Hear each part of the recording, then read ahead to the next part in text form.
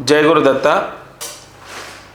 ఈ ఛానల్ ద్వారా చాలామంది వాళ్ళ క్వశ్చన్స్కి సమాధానాలు తెలుసుకుంటున్నారు. ఈరోజు మనము ఒక క్వశ్చన్ చూసినట్లయితే, గుడికి వెళ్ళినప్పుడు నవగ్రహాలకు ప్రదక్షిణ చేసి కాళ్ళు కడుక్కోవాలా అన్నది క్వశ్చన్. ఇక్కడ గుడికి అంటే ఏ దేవాలయం అని, శివాలయం, ఆంజనేయ స్వామి దేవాలయం, ఎక్కువగా మనకు ఈ మధ్య అన్ని దేవాలయాల్లో నవగ్రహాలు ఉంటున్నాయి.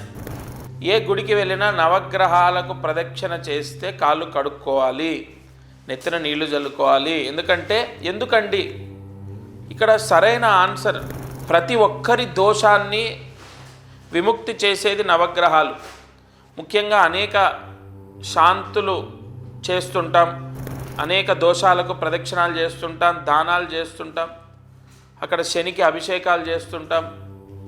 అక్కడ నవగ్రహాలకు తిరిగినప్పుడు అదేం పాపం కాదు, కానీ తిరిగినప్పుడు కాళ్ళు కడుక్కొని నెత్తిన నీళ్లు చల్లుకొని మళ్ళీ మనం అక్కడ ప్రధాన దేవాలయం, శివాలయమా, ఆంజనేయ స్వామి, అక్కడ ఆ దేవాలయంలోకి వెళ్ళి దర్శనం చేసుకోవడం విశేషం.